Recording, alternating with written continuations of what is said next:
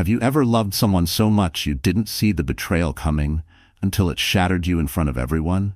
She was pregnant, vulnerable, and at a gala full of strangers, her husband slapped her across the face.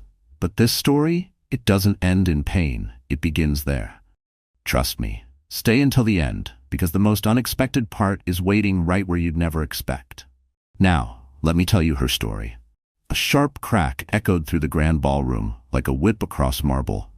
It wasn't the pop of champagne. It wasn't a microphone feedback. It was a sound that silenced laughter, froze movement, and turned a night of celebration into a battleground.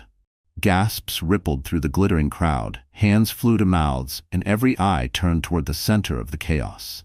There stood a pregnant woman, her hand pressed to her cheek, eyes wide with shock and disbelief. Her dress, a soft navy satin, clung to her baby bump gently, her entire body trembling. Her glossy lips quivered, not from pain, but from the sheer horror of what had just happened. Her name was Emily Hart, and she had just been slapped across the face by her husband, Preston Hale, CEO of Hale Tech Solutions, a man who wore power like a custom-made suit, who built an empire from coding scripts in a basement to launching global security systems for Fortune 100s. To the world, he was a visionary, a leader, a genius. But tonight, he was something else, a monster. His voice cut through the stunned silence. "I told you to stay home, Emily. You always have to make everything about you, don't you?" His tone was not angry. It was venomous. The slap wasn't about rage. It was about control. Emily didn't speak. Not yet, her palm still on her cheek, skin already red from the force of his blow. She looked around, as if trying to make sense of where she was, of who she had become, and of the man who just laid hands on her, in front of 400 witnesses, cameras, reporters, and dignitaries. This was the Bright Star Philanthropy Gala, the annual event that brought together CEOs, politicians, celebrities, and global influencers, a night of glitter and gowns, luxury and lies. Tonight was supposed to be about charitable tech advancement. Instead, it had become the scene of a very public humiliation. Preston didn't stop there. He leaned in, lowered his voice, and hissed, "You're nothing but a liability. I told you I didn't want you here. This was my night. You ruin everything." Behind him, smirking like a snake in silk, was Natalie Vance, his so-called strategic consultant. Dressed in a crimson gown that left little to the imagination, she watched with cruel delight, her perfectly arched eyebrow lifted as if to say, she had it coming. The room remained still. No one spoke. No one stepped forward, until one man did. From the far end of the ballroom, a tall figure in a tailored black tuxedo began striding forward.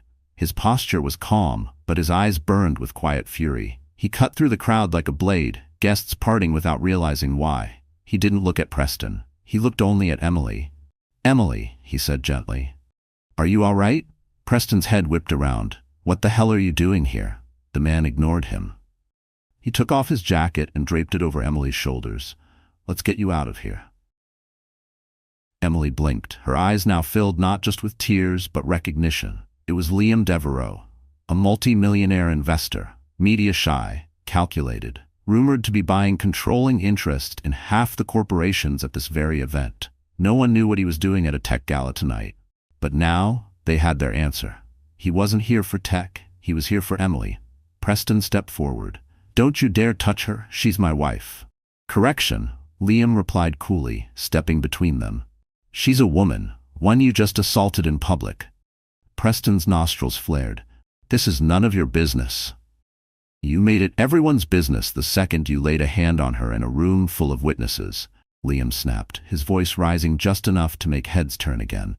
"And believe me, I'll make sure that slap costs you everything." Preston's jaw clenched, fists curling, but he said nothing. Because he knew who Liam Devereaux was, and he knew what he could do. Emily finally found her voice. It wasn't loud, it wasn't angry, but it was steady. "You will regret this, Preston Hale," she said. "Everything you've built, everything you think you own, will come crashing down." Her words didn't tremble. They cut like glass, and for the first time in years, Preston looked uncertain. Liam placed a gentle hand on her lower back. "Come on, Emily."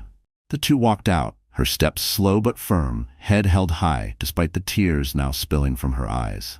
As they passed, the crowd stepped aside, a silent corridor of shock and sympathy. Phones came out, cameras clicked, and just like that, Emily's humiliation had gone viral. But that's the thing about public disgrace. It's only the beginning. Because behind every downfall is a rise. And this was not the end of Emily Hart. This was her rebirth. To the world, Emily Hart was just a wife, a pretty face with a soft voice, a woman who stood quietly beside her high-profile husband at events, smiled when spoken to, and never caused a scene. They saw her baby bump and assumed she was fragile, dependent, powerless. But they were wrong. So wrong. Because before she was Mrs. Hale, Emily Hart was something else entirely. She was a force. Born and raised in Stamford, Connecticut, Emily had always been the girl no one saw coming. Her mother, a high school English teacher, and her father, a mechanic, worked day and night to give her the kind of life they never had. She didn't grow up with wealth, but she grew up with something far more powerful: grit. From the moment she learned to read, Emily devoured knowledge. She wasn't just smart, she was strategic. By the time she graduated high school, she had a full ride to Wharton, a 4.0 GPA, and internship offers from 3 different investment firms in New York City. She took them all. Rotating between internships and coursework, Emily built a network of contacts before she could legally rent a car. She didn't party. She didn't post. While other students chased attention, Emily chased leverage. By 23, she was working as a junior analyst at Polaris Capital, a hedge fund known for chewing up Ivy grads and spitting them out. She didn't just survive, she thrived. Her instincts were razor sharp. Her recommendations made clients money, real money. And that earned her respect from people who didn't give it easily. But Emily wanted more. Not just the paycheck. Not even the prestige. She wanted to build. She started working nights on a financial forecasting app for small businesses, an AI-powered system that could help mom-and-pop shops avoid collapse in unstable markets. It wasn't glamorous, but it was powerful. She quietly pitched the prototype to a few friends in venture capital. One of them offered her $2 million in seed funding, and that was the moment she met Preston Hale. He was on the panel at a tech networking event in Soho. Confident, charming. He spoke with the kind of self-assurance that turned heads. Emily had seen men like him before, loud, cocky, alpha to the bone. But Preston noticed her. And for the first time, someone powerful was looking at her not just for her brain, but with desire. They talked over whiskey and wood-fired pizza after the panel. He asked questions, listened, made her laugh. It was electric. Within a week, he was texting her every night. Within a month, they were inseparable. Emily didn't tell him about her funding. She didn't need to. Preston made her feel like she could stop fighting for once, that she could just be, that she didn't have to constantly prove her worth. He promised a partnership, love, safety. So she let go. She shelved the startup. She stepped away from Polaris. She deleted the pitch deck from her laptop. She chose Preston.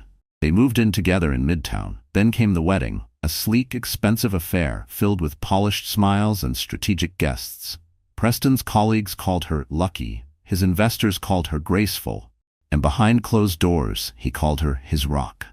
But slowly, the cracks began to show. The affection turned to control. "You don't need to work anymore, babe," he said a few months into marriage. "We're a brand now. People expect a certain image." At first, she agreed. She joined boards, ran a nonprofit for financial literacy. She made herself useful, respectable. But the more she contributed, the more Preston pulled back. He didn't want a partner. He wanted a shadow. Every time she shared an idea, he shot it down. When she suggested a joint initiative between Hale Tech and a nonprofit incubator, he laughed. "You really think the board wants input from a housewife?" That word hit harder than any slap. Housewife. As if she hadn't once negotiated equity deals worth 7 figures. As if she hadn't built a prototype that could have gone global. As if her mind meant nothing. Still, Emily stayed. Because she believed in vows, in second chances, in starting a family. When she found out she was pregnant, she thought things would change. They didn't. Preston's reaction was lukewarm at best. "Well," he muttered, "guess we're really doing this." No flowers, no kiss, no celebration. He began staying late, traveling more, gaslighting her when she asked questions. "Stop being so emotional, Emily. You're pregnant, not paranoid." Then came the photo, sent anonymously, Preston, at a rooftop bar, holding hands with Natalie Vance, whispering into her ear. Emily stared at the image for hours, her hands shaking, her stomach in knots, but she didn't cry. She planned. Because the woman Preston thought he married, the quiet one, the soft one, the one who stayed in her lane, was only one version of Emily, and that version was gone. Over the next few weeks, Emily reactivated her old network. She met with lawyers, reached out to former clients, dug up her old IP files, quietly reclaimed the app she once built. Only this time with a new name and a silent partner, Liam Devereaux. Yes, that Liam. The investor Preston once tried to charm at a corporate dinner. The man who saw through his arrogance immediately and refused to fund any of his ventures. Turns out Liam had a soft spot for underdogs, especially brilliant ones who'd been betrayed. Liam didn't just invest in Emily's idea. He rebranded it, scaled it, and positioned it for a multi-million-dollar Series A round. And now Emily wasn't just a wife, she was a founder, a soon-to-be mother, and someone Preston would soon regret ever underestimating. The Bright Star Philanthropy Gala wasn't just another event on the social calendar. It was the event. Held annually at the opulent Langston Grand, the night was a fever dream of wealth, power, and reputation. Politicians, tech billionaires, influencers, venture capitalists, and celebrities packed into a ballroom carved from marble and gold. It was where deals were whispered between champagne toasts and where appearances were everything. This year's theme, Innovate for Humanity. The irony was thick. Crystal chandeliers floated above the crowd like inverted icebergs. The floor beneath them shimmered with polished obsidian, and every corner of the room glowed under soft candlelight and curated spotlights. Tables were dressed in silver linens, each adorned with floral arrangements flown in from Paris and name cards written in calligraphy. Preston Hale, as CEO of Hale Tech Solutions, was the unofficial king of the evening. He was set to receive the Tech Impact Award for his company's latest AI security platform, which he claimed would revolutionize online safety for nonprofits. That night, he arrived with Natalie Vance on his arm. She wore a red satin gown with a thigh-high slit and a plunging neckline. She turned heads, but not in admiration, in quiet scandal. Everyone in the room knew she wasn't his wife, but no one dared say it. Not to Preston Hale. His reputation for crushing competitors extended beyond business. He was untouchable, or so he thought. As cameras flashed and a photographer called out, "Mr. Hale, look this way." Preston smirked, adjusted his cufflinks, and pulled Natalie closer for a shot that would make it to the morning pages. The perfect image. The perfect deception. But while Preston basked in the spotlight, something was happening at the top of the grand staircase. Emily Hart arrived. Dressed in deep navy velvet, her maternity gown hugged her figure with elegance and strength. Her hair was swept into a loose bun, her makeup soft but striking. She didn't wear diamonds, just a pair of silver earrings her mother gave her at graduation, and a look in her eyes that said, "I'm not here to beg. I'm here to end this." The crowd began to notice. One by one, heads turned. Conversations paused mid-sentence. Gasps spread like wildfire. And then the whispers began. "Oh my God! Is that Emily Hart? She's pregnant. She came with Liam Devereaux?" Yes, she did. On her left arm was the man who rarely made public appearances, Liam Devereaux. In a sleek black tux, no tie, hair slightly tousled, and a quiet fire in his gaze. He didn't need to say a word. His presence alone spoke volumes. The pair descended the marble stairs slowly, deliberately, like royalty. Preston saw them halfway down. The smugness drained from his face. He blinked once, then twice, as if trying to make sense of what he was seeing. Natalie noticed too, her arm still linked in his. "Who the hell is that?" she whispered. "That's my wife," he said under his breath. Emily and Liam reached the base of the stairs, the room now silent. Even the string quartet had stopped playing. Time stood still. Preston strode forward, his voice tight. "Emily, what are you doing here?" She looked him in the eye, steady and unshaken. "It's a public event, and I thought it was important to support the man I married. You know, the one who preaches integrity while sleeping with his consultant." There was a collective inhale. All pretense dropped. "Get out," Preston hissed. "You're embarrassing yourself." "No," Liam interrupted, stepping between them. "You embarrassed yourself when you thought no one would notice." "This is between me and my wife," Preston growled. Emily's tone didn't waver. "You made it between you and the world the moment you brought her here." Natalie scoffed. This is pathetic. Emily turned to her. You're not even a threat. You're just a placeholder. And that's when it happened. Preston's rage boiled over.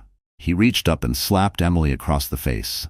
The sound of the impact cracked through the ballroom like lightning. Everyone froze. Emily staggered slightly but didn't fall. Liam caught her elbow. She touched her cheek. No tears, no scream, just silence. Then slowly she turned back to Preston. You just made the biggest mistake of your life. The photographers, frozen in shock moments ago, snapped into motion. Flash, flash, flash.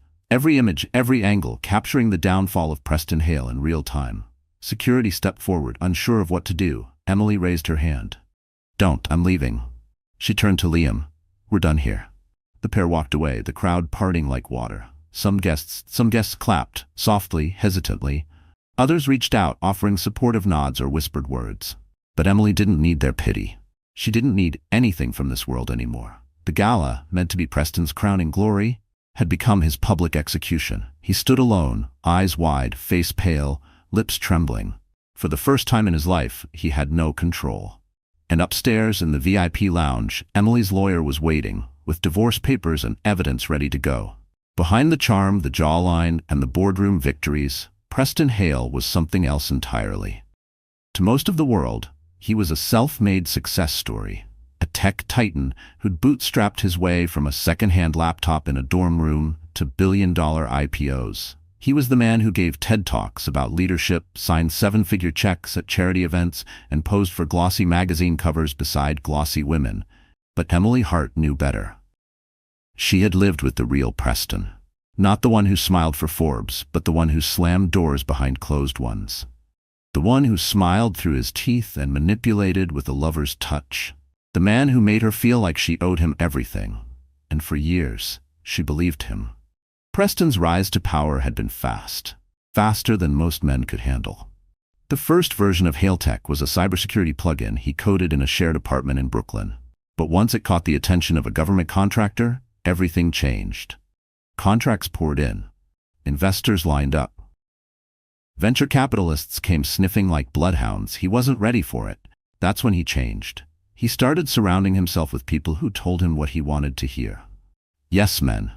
Image consultants, PR handlers, people who inflated his ego like a balloon begging to burst. And then there was Emily, his anchor. At first, he loved that she was grounded, smart, respected. She was everything his industry friends weren't. But over time, her presence began to annoy him. She didn't care about fame. She didn't dress for headlines.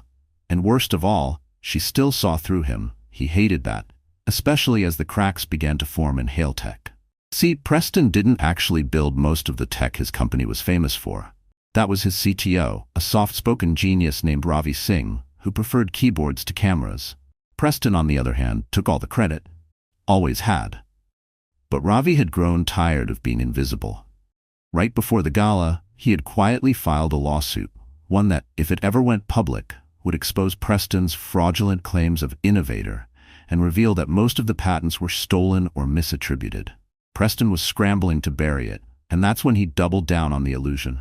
He hired Natalie Vance, not for her qualifications, but for her image. She was young, loud, and oblivious to ethics. She knew how to be seen, and that's exactly what Preston needed. A distraction. Someone to play arm candy while he maneuvered behind the curtain. But Natalie wasn't as dumb as she looked. She was ambitious, and unlike Emily, she demanded recognition. She saw Preston's vulnerabilities, his legal troubles, his crumbling empire, and she decided to sink her claws in while she still could. Meanwhile, Emily had begun to suspect the truth. The late nights, the sudden business trips, the canceled doctor appointments, and the final straw, an unmarked envelope delivered to their doorman containing photos. Preston, Natalie, a hotel suite, the timestamps didn't lie. But Emily didn't confront him, not yet, because she had something better: time. While Preston thought he was sneaking around, Emily was rebuilding herself behind his back. What he didn't know was that she'd quietly reassembled her old financial contacts, updated her intellectual property portfolio, and even secured angel investors for the very startup she once shelved to support his dream. She was done being his cheerleader. Preston's world began to unravel in layers. At the same time, he was publicly parading Natalie around. His in-house legal counsel quit unexpectedly. The PR firm he paid handsomely dropped him. And worst of all, Liam Devereaux had acquired a 12% stake in Hale Tech through a silent partner, which meant Preston was no longer the biggest voice in the room. Then came the Bright Star Gala, the night that was supposed to restore his image, show the world he was still the golden boy. He wore his best suit, brought his flashiest date, practiced his speech like a Broadway monologue, and then Emily showed up, pregnant, powerful, and arm in arm with the man he hated most. The slap? That wasn't a slip of anger. That was the final crack in a man who'd built an empire on lies and couldn't stand to see the one person who truly knew him rise without him. After Emily left the gala, Preston's night spiraled fast. Reporters cornered him, sponsors pulled out. A viral video of the incident began trending by midnight. Tech CEO assaults pregnant wife at charity gala became the headline heard around the world. And still, Natalie stayed by his side for about 5 more hours. By morning, she was gone. Left behind a note in his penthouse suite, "You're not worth the brand damage." Now, Preston was alone. His board called an emergency meeting. His mother, who lived in Palm Beach, refused to answer his calls. And Emily? Emily's lawyer filed for divorce, citing emotional and physical abuse, public humiliation, and financial manipulation. She had receipts, emails, voice recordings, statements from household staff, and most damning of all, copies of investor reports that showed Preston lied about revenue to boost his stock price. Preston Hale, once the darling of the tech world, was now under SEC investigation. His bank accounts were frozen, his social media wiped clean, and his strategic consultant posting bikini photos from Cabo with hashtags like Fresh Start and Never Again. But perhaps what hurt Preston the most wasn't the money. It was that Emily didn't care. She didn't cry, didn't call, didn't even react when he sent his lawyer a letter requesting a private conversation to reconcile, because she was already gone, already building something new. And Preston Hale? He was no longer the villain in Emily's story. He was just a lesson. The slap wasn't just a moment, it became a movement. By the next morning, the video of Preston Hale striking his pregnant wife at the Bright Star Gala had gone viral across every major platform. It was shared on X, reshared on TikTok, dissected on YouTube, and posted on thousands of Instagram stories with captions like, "This is what power unchecked looks like." But the worst part for Preston? No one defended him. Not a single person. The footage was damning. High definition, multiple angles, close-ups of his enraged expression. One clip even captured the moment Liam Devereaux stepped between him and Emily, looking every bit the hero while Preston fumed like a rabid animal. The internet didn't hesitate. Preston Hale is over trended within hours. So did Protect Emily and Stand with Pregnant Women. By noon, Hale Tech stock plummeted 32%. Shareholders were furious. Advertisers pulled out. Nonprofits cut ties. News outlets that once featured him as a tech visionary now used phrases like abuser, fraud, and toxic figurehead. And then came the lawsuits. The first one hit before 2 p.m. Ravi Singh, Hale Tech's co-founder and CTO, filed a whistleblower complaint. He claimed Preston misrepresented the company's intellectual property and manipulated tech demo results to impress investors.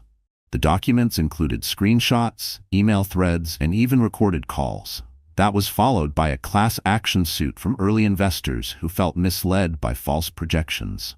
Suddenly, Preston Hale wasn't just a scandal. He was a criminal case in the making, and the walls closed in fast. His corporate card was frozen. His personal assistant resigned. Natalie Vance, who had stuck around just long enough to enjoy a free ride, went on a podcast the next day and said, "Honestly, he always scared me. He had this dark energy. I'm just glad Emily got out before it was too late." That hurt more than the lawsuits, because deep down, Preston believed Natalie needed him. Just like he once believed Emily did. Now both women were gone and making headlines without him. Within 48 hours of the gala, Preston was ordered to step down as CEO. He tried to push back, tried to argue with the board. "This is all a smear campaign," he barked. "She planned this. It's all Devereaux." But no one listened. No one cared. They had their own reputations to protect. Hale Tech's board voted 9-1 to remove him immediately and issue a public apology to Emily Hart. Preston watched the live stream of that press conference from the kitchen of his now half-empty penthouse. Reporters huddled outside the glass tower, trying to catch a glimpse. His phone rang non-stop with unknown numbers. Probably lawyers. Maybe the SEC. Possibly paparazzi. He stopped answering. He stopped everything. By day 3, he was a ghost in his own empire. Headlines no longer used his name to boost clicks. Now they used Emily's. From betrayed wife to rising founder, Emily Hart signs with Devereux Capital. Pregnant, powerful, and poised, Emily Hart is the new face of resilience. He couldn't escape her. She was everywhere. News programs aired soft-focus interviews of her walking into office buildings with Liam Devereux by her side. She looked calm, composed, her belly more prominent now.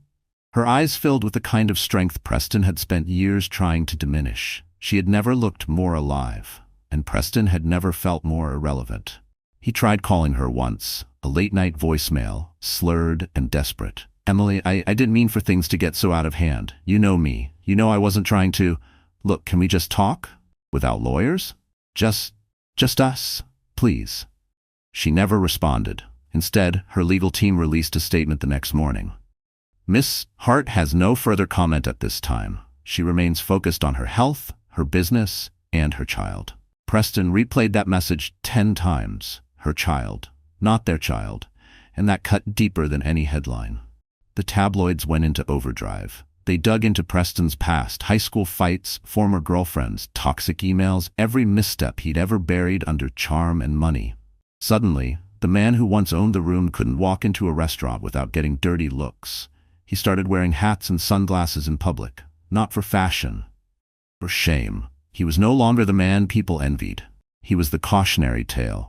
His own parents, both conservative and image-obsessed, issued a public statement condemning his behavior.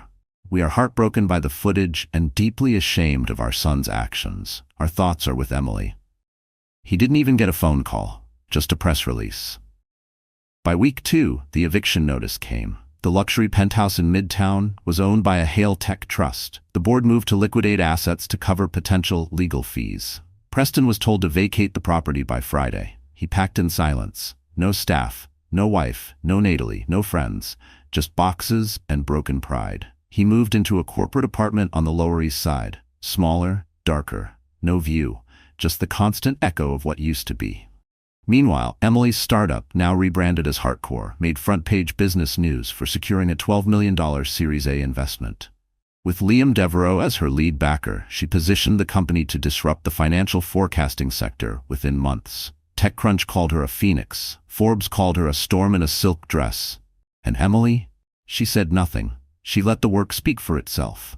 That silence, her silence, drove Preston mad. Not the loss of Hale Tech, not the fall from grace, but the way she moved on, as if he never mattered, as if he were already dead. Because in her story, maybe he was. On the outside, Emily Hart looked unstoppable. The headlines were glowing. The startup was thriving. Investors were lining up. In every photo of her, walking into boardrooms with Liam Devereux, attending meetings with a baby bump under designer maternity coats, seemed to scream, she won. But no one saw what happened when the cameras turned off. No one saw the night she couldn't breathe. It was a Tuesday. Rain slid down the windows of her new townhome in Tribeca. Everything was quiet, too quiet. The kind of silence that made your own heartbeat sound like a war drum. Emily sat curled up on the couch, cradling a cup of ginger tea she never touched. She stared at the ultrasound photo on the coffee table. 26 weeks. The baby was healthy, strong heartbeat, active. She should have been happy. But instead, her chest felt like it was caving in. Because strength, real strength, costs something. And right now, Emily was paying for every ounce she had left. She hadn't slept in 3 nights. Her body ached from the weight of expectation. Every room she entered now demanded excellence. Her face had become a symbol. People looked at her like she was some kind of icon for betrayed women everywhere. But no one asked if she was okay. They just assumed. Emily rubbed her belly, eyes stinging. She hadn't cried since the night of the gala. Not once, not when the divorce papers went viral. Not when reporters chased her car. Not when she watched Preston's empire collapse. She'd been composed, calculated, controlled. Until now. Now she felt like glass barely holding together. A single memory cracked her open. It was a flash, just a brief scene from a year ago. Preston kissing her forehead in the kitchen. "You're everything to me," he had said, and for a second she'd believed it. That moment, however brief, had been real to her, and that's what hurt most. The lies didn't kill her. The memories did. She doubled over on the couch, hands gripping her knees, tears sliding down her face without a sound. It wasn't sobbing. It was silent agony. That kind where your throat closes up, and your shoulders tremble, and no one is there to hold you. The loneliness was louder than any betrayal. Because now she had nothing familiar left. Not the apartment she called home for 4 years. Not the man she thought would be the father her child deserved. Not even her old name. She was becoming someone new, and that was terrifying. A knock at the door broke the silence. She froze, quickly wiped her face, took a breath. "Pull it together," she whispered to herself. She opened the door. It was Liam. He didn't say a word, just stepped inside, his face tight with concern. He looked down at her, then at the cold tea, the untouched food, the flickering television playing a news segment with her name in the headline. "You haven't been eating," he said quietly. She tried to deflect. "I've been, just busy." "Emily." He stepped closer, and for a second she thought she might collapse again. But not from sadness. From relief, because Liam saw through the armor, always had. "I'm tired, Liam," she whispered. He sat next to her. "You don't have to be perfect all the time." "Yes, I do," she said. "Everyone's watching. I can't afford to fall apart." "You're not falling apart," he replied. "You're human. You've carried more in the last 3 months than most people carry in a lifetime. You don't have to prove anything." Her hands trembled. "I don't know how to stop. How to just feel again." Liam reached out and gently took her hand. "Then let yourself feel it. All of it. The betrayal, the grief, the loss. You've earned the right to hurt." And that was all it took. She leaned into him, buried her face in his chest and cried. Not the quiet tears from earlier, but deep sobs that shook her entire body. The pain poured out in waves, raw and unfiltered.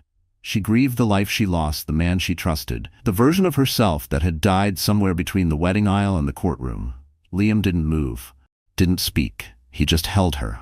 And for the first time since everything collapsed, Emily felt safe.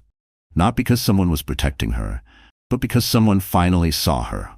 When the tears stopped, she pulled back slowly. "Thank you," she said, voice hoarse. He nodded. "You don't have to thank me. Just promise me something." "What?" "When you rise again, and you will, don't forget this moment. Don't forget how it felt to be at the bottom, because it'll make the top feel real. Not just for you, but for every woman who's watching." She looked at him, eyes still red. "I'm scared." "Good," he said. "Fear means you care. Now use it." That night, Emily wrote her first real journal entry since the divorce. It didn't have bullet points or legal language or business plans. Just one sentence: "I'm still here." And that was enough. For weeks the world thought it knew the whole story. A pregnant wife publicly humiliated, a tech mogul exposed, a powerful investor stepping in. It had all the ingredients of a corporate soap opera: betrayal, revenge, redemption. But what no one knew, what Emily had never shared with anyone, not even Liam, was the secret she'd carried longer than her baby. Emily Hart wasn't just a brilliant woman wronged by a powerful man. She was a silent heiress. And she wasn't just building a comeback. She was orchestrating a takeover. It began years before anyone knew her name. Long before Preston Hale, before Hale Tech, before the wedding, Emily was simply Emily Sinclair, the only granddaughter of Thomas Sinclair, the reclusive founder of Sinclair Holdings, one of the most quietly powerful investment families in North America. Unlike other billionaires, the Sinclairs didn't crave headlines. They didn't throw parties in the Hamptons or pose for lifestyle magazines. They moved silently, acquiring, investing, and controlling more than most realized. When Thomas Sinclair passed away, most of his fortune was distributed into private trusts, strategically hidden across shell companies and offshore holdings. His 2 sons, Emily's uncles, handled most of the corporate operations. But one trust remained sealed under very specific conditions. That trust belonged to Emily, and it was locked until her 30th birthday, or until she experienced a documented, irrevocable betrayal that could threaten her health, identity, or security. It was a clause Thomas had insisted on. He had seen too many young heirs waste their lives in luxury. He wanted Emily to live in the real world, to learn, to fail, to fight for something before inheriting billions. Emily had agreed. She wanted to build her own name, not ride on her grandfather's. So she changed her last name, went off the grid, attended college under a pseudonym. Even her closest college friends didn't know who she really was. But now? Now that trust was active, because Preston's abuse had triggered the clause. Her lawyers had confirmed it the day after the gala. The slap, the media storm, the public betrayal, all of it was enough to meet the irreversible harm threshold. And just like that, Emily Hart became the majority owner of a $3.7 billion portfolio overnight. She hadn't told Liam, not because she didn't trust him, but because this was her war. And now she had the artillery. By the time Preston was drowning in lawsuits and bad press, Emily had quietly begun acquiring controlling interest in 3 of Hailtech's satellite vendors. She didn't use her name. She used shell firms, Sinclair style, strategic, silent, lethal. Each purchase gave her more leverage, more control, more ability to squeeze Preston out of the tech world completely. And then she made her biggest move yet. She bought the rights to the original code Preston built his empire on. The base code, a cybersecurity framework he'd once licensed from a small startup years ago, had lapsed due to unpaid royalties. Emily tracked down the startup's founder, a retired engineer in Vermont, and offered him $8 million for full rights. He said yes. And with that, she now owned the core of Hailtech's security platform. If they used it, they owed her. If they didn't, they had no product. Liam found out during a board meeting. One of the junior partners at Devereaux Capital came rushing in with a file. "You're not going to believe this," he said, dropping the folder on the table. "Hardcore just acquired the codebase." Liam blinked. "What codebase?" "The original architecture for Hailtech's firewalls." He turned to Emily. She said nothing, just smiled. After the meeting, he pulled her aside. "How long have you been planning this?" She looked at him carefully. "Since the day he told me I was nothing without him."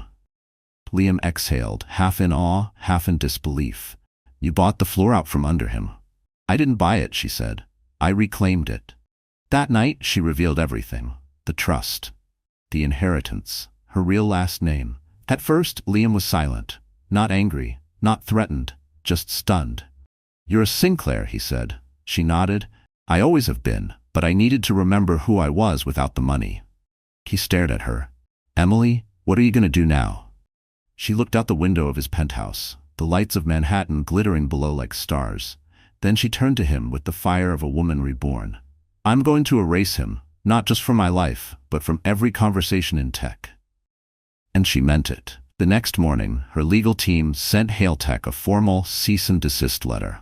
Any use of the code would now result in daily fines of $1.5 million. Preston panicked. He called. He begged. He left voicemails with phrases like, "You're making a mistake, and let's be reasonable." Emily forwarded every message to her lawyer and kept moving. She launched a PR campaign that focused on female founders, resilience, and second chances. She appeared on the cover of Wired, Forbes, and Inc. Her face was everywhere, but not as a victim, as a visionary. The twist was no longer that Emily survived. It was that she'd been powerful all along. The world just didn't see it. Until now. There's something powerful about reinvention. It doesn't always come with confetti or applause. Sometimes it comes in silence, in isolation, in staring into a mirror and not recognizing yourself, but choosing who you want to become. Emily Hart had reached that mirror moment. And she didn't blink. Her transformation didn't happen overnight, but it began with a single decision: to stop shrinking. For years, she kept herself small, in rooms filled with men who interrupted her, in conversations where she smiled more than she spoke, in a marriage where her worth was tied to silence and sacrifice. But after the slap, the betrayal, and the media firestorm, she wasn't interested in being palatable anymore. She was interested in being powerful, and that meant war paint. It started on a Thursday morning at 7 a.m. Emily stood in front of her bedroom mirror, hair still damp, skin still raw from restless sleep. Her old self would have gone for comfort, loose sweaters, minimal makeup. Don't draw attention. Not anymore. She called in a stylist, not the trendy kind who dressed Instagram influencers. A woman named Marta, former military, now fashion consultant for political candidates and CEOs. Marta didn't ask what Emily wanted to wear. She asked, "What message do you want to send?" Emily didn't hesitate. "That I'm done apologizing." Marta got to work. Out went the soft colors, the ballet flats, the girlish silhouettes. In came structured suits, clean lines, power heels, and the occasional bold red lip. Each outfit was tactical, intentional. And every time Emily walked into a room, the temperature shifted. She didn't just look different, she moved different. Posture upright, chin steady, eyes forward. She started walking into investor meetings without Liam by her side, not because she didn't trust him, but because she no longer needed a buffer. She spoke clearly, confidently, unapologetically. Here's what we're building. Here's the market gap. And here's why I don't need your money unless you want in before we triple in value. Some investors blinked, others leaned forward. But none of them looked away. They couldn't. Emily had become the kind of founder the industry whispered about, the one who had both scars and smarts, the one who'd been dragged through the mud and came out with fire in her eyes. She didn't ask for permission anymore.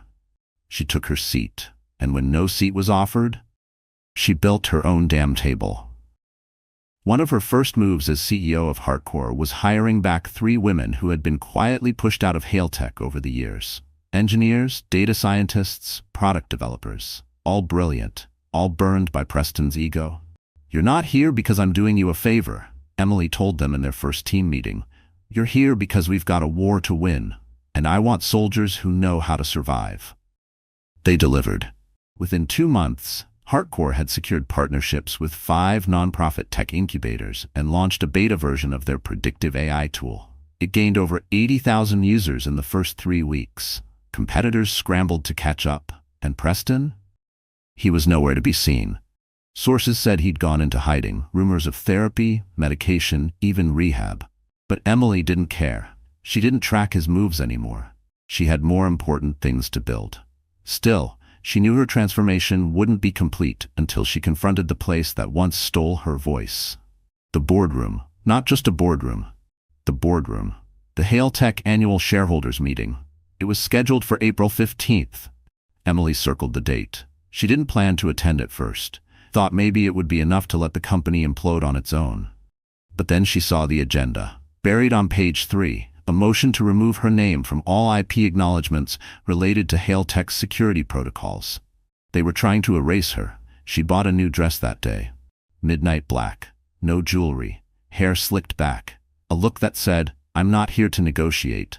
Liam met her outside the building. "Are you sure about this?" "Yes," she replied.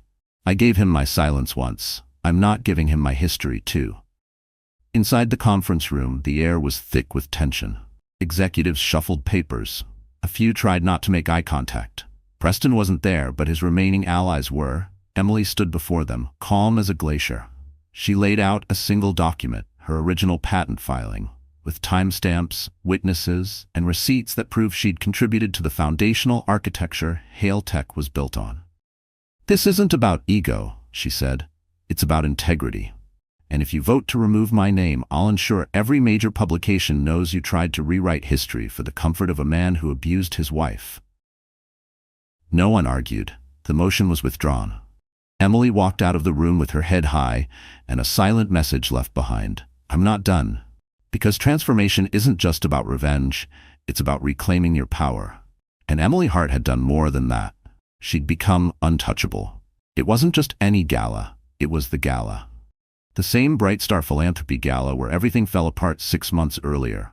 Where Emily Hart had been slapped by the man she once called husband. Where humiliation burned her skin and sympathy hung in the air like cheap perfume. And now, she was going back. Not as someone's wife, not as a scandal, but as the keynote speaker. Invited, celebrated, respected. When the invitation came, Emily almost ignored it. Part of her wanted nothing to do with the place, the ballroom, the chandeliers, the people who watched her pain in silence, but part of her, the part that survived everything, knew it was the perfect full-circle moment. It wasn't revenge in the petty sense. It was justice, public, precise, and impossible to ignore. The planning started weeks in advance. Her team knew how important the moment was, and every detail had to be intentional. Her dress? Handcrafted by a designer who only worked with women rebuilding their lives post-trauma. It was sleek, silver and armor-like in its structure. No flowing fabric, no softness, just strength stitched into every seam.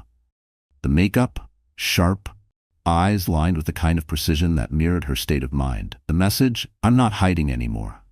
The night of the event, paparazzi crowded the steps of the Langston Grand Hotel. Flashbulbs popped like fireworks. Reporters barked questions. And then silence rippled through the crowd. She arrived. Emily Hart stepped out of a black Tesla Model S, helped not by a valet, but by a partner, Liam Devereaux.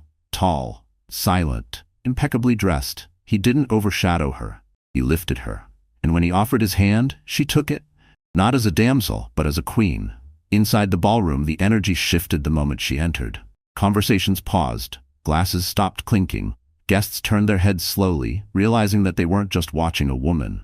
They were witnessing a storm in a dress. She didn't flinch. She made her way through the crowd with calm authority. The same room that once swallowed her in shame now opened for her like a red carpet. Some tried to smile, apologize, deflect, but she walked past them all, unapologetic, because forgiveness wasn't her burden anymore.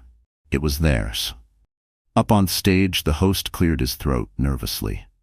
"Ladies and gentlemen, please welcome our keynote speaker for the evening, a woman of strength, innovation, and resilience, Miss Emily Hart." The applause started light, then it grew, louder, stronger. People rose to their feet, not because it was polite, not because it was expected, but because they finally saw her for what she had always been, unbreakable. She stepped to the podium, looked over the sea of faces, and waited. Let the silence breathe. Let them sit in the weight of the moment. Then she spoke. 6 months ago, she began, voice steady, "I stood in this room as someone's accessory. No one moved. I was pregnant, scared, and silent. I was told I didn't belong, that my voice was too much or not enough. I left this ballroom that night humiliated, but awake." Murmurs stirred in the back. "I won't waste your time with bitterness. What happened to me could have broken me, and for a while it did. But pain is a powerful teacher. So is betrayal. And here's what I learned. When someone tries to take your voice, you don't whisper." She paused. "You roar." Applause erupted. She continued. "I started a company in the ashes of my silence, built from vision, not vengeance, staffed by people who were once cast aside, and funded by those who believe in redemption." Liam watched from the side of the stage, proud, still. "And tonight," she said, "I stand before you not just as a mother-to-be, not just as a CEO, not just as the woman you all whispered about, but as a reminder." Her voice sharpened. "We are not weak because we love. We are not less because we forgive. And we are never truly broken unless we decide to stay that way." The room exploded with applause. Real, thunderous, unstoppable. Emily stepped back, let the roar wash over her. And then she did something no one expected. She turned to the large projection screen behind her. "Tonight, I want to dedicate something special." The screen flickered. A live satellite feed appeared. A construction site. Dusty, loud. Then, the camera panned upward. A massive banner unfurled across the side of a building. Hardcore Innovation Center. Emily Sinclair Foundation. Gasps filled the room.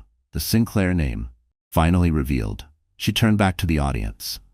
"I never wanted to lead with wealth. I wanted to lead with work.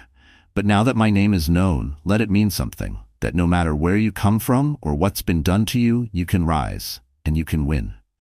Her last words landed like a final nail in the coffin of every doubter. The lights dimmed. Her walk off stage was silent, but it said more than any standing ovation ever could. Across the ballroom, someone slipped out unnoticed. Preston Hale. He hadn't been invited. He watched from the back like a ghost. Eyes hollow, shirt wrinkled.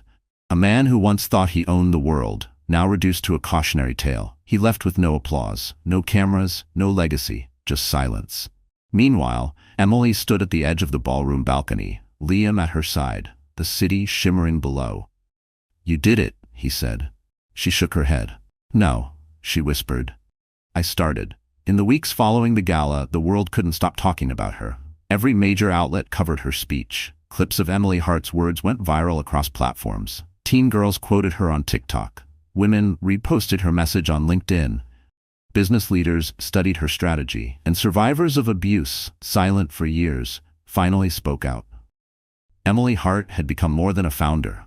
She had become a movement. But she wasn't interested in fame. She was interested in impact. And that's why, one morning in early May, she sat at her desk, staring at the blinking cursor on a blank document, preparing to write the most important letter of her life. Not to an investor, not to a court, not even to her unborn child, but to every woman who had ever been made to feel small. The document would later be published in Time, Forbes, and across global media, under the headline, "From Surviving to Leading, My Final Words Before I Give Birth." She began simply, "I was once just a woman in a room full of powerful men, wondering how I got there, and if I was allowed to stay." Then she went deeper.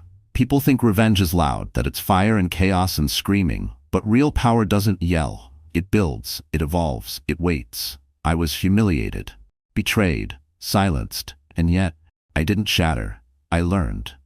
And now I am not writing this as someone broken. I am writing this as someone whole. The message continued. Emily detailed the early warning signs, the casual control, the subtle shaming, the way people celebrated her silence because it made them more comfortable. She wrote about the shame of staying, the guilt of leaving, the fear of speaking. And then she wrote about freedom. Freedom, she typed, doesn't come when you escape someone. It comes when you no longer need to explain why you did. She addressed women in boardrooms and women in kitchens, mothers, daughters, entrepreneurs, students, survivors. If you're reading this and waiting for permission to take back your life, this is it. No man, no partner, no institution gets to define your worth. Only you do. She ended the letter with one final truth. People ask me if I hate him, if I want him to suffer, but here's the truth. I don't think about him anymore, because I'm too busy building what he could never understand, a future that doesn't depend on fear. The letter was read by over 48 million people within the first 72 hours. And then, Emily went silent, publicly at least. She handed over day-to-day operations of Heartcore to her COO, set up an automatic out-of-office email, deleted all social apps from her phone, and prepared for her next chapter, not in business, in life. One summer morning, as sunlight spilled across the quiet hospital suite, Emily gave birth to a baby girl.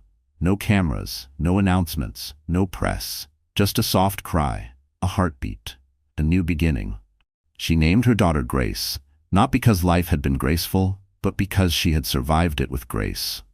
When Liam walked in, holding flowers and teary-eyed from pacing the waiting room, she handed him the tiny swaddled bundle and whispered, "We're finally here." He nodded, words caught in his throat. Outside, the world continued turning. Preston Hale had faded from the spotlight completely.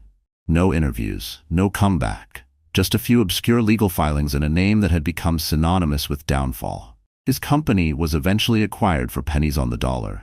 No one missed him. But Emily? She was far from gone. Months later, she returned to the stage, but not as a victim or even a CEO. This time, it was to open the Grace Center for Women in Leadership, a nonprofit dedicated to funding female-led startups, protecting survivors of workplace abuse, and offering legal aid to women in toxic corporate environments. At the ribbon-cutting ceremony, she stood with Grace in her arms and said, "This center isn't just a building. It's a warning. That women remember, that we rebuild, and when we do, we bring others with us." Thunderous applause, tears, smiles, hope.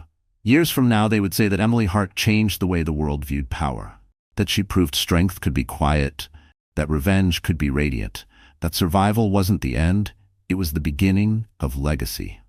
She was never just a wife.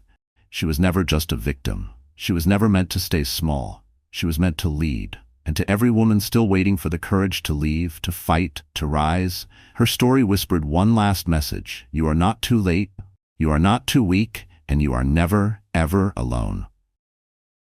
Maybe this story has come to an end, but I don't just want to say goodbye. I want to leave you with something small, a keyword, a sentence that, who knows, might be the beginning of an entirely new chapter in your life.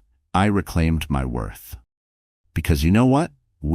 Those of us who've been betrayed, ignored, pushed out of our own lives, we don't need to disappear. We just need to reclaim our worth.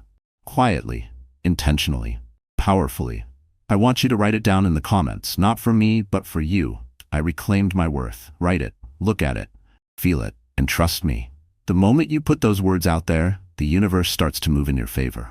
The moment you admit, I deserve to own my life again, that's the exact moment your new chapter begins. And here's the truth.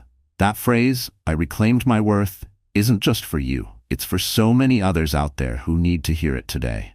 Maybe you will be the one to inspire them, just by leaving one powerful comment. So if you saw yourself in this story, if you felt seen, heard, understood, then I invite you to do two things. Leave that comment and hit the subscribe button. Because here, I don't tell stories to teach you how to live. I tell them so you'll remember one thing: you are not alone, and you deserve a new chapter, one filled with power, freedom, and light.